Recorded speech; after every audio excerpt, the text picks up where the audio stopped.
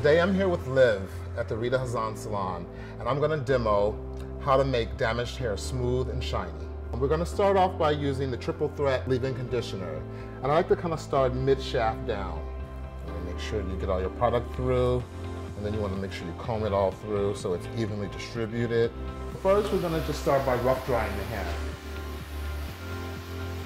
When you're rough drying, you want to get it about 60% dry, and then you just start sectioning it off. I like to start sometimes in the back, sometimes in the front, but today it'll be the back.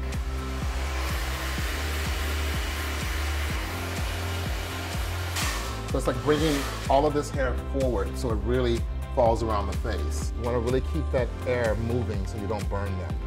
So her blow dry is done, and you see that it's beautiful, it's straight, but it still has some life to it. And I love to take the Triple Threat and use it after I'm done as well, just to kind of like bring it all together.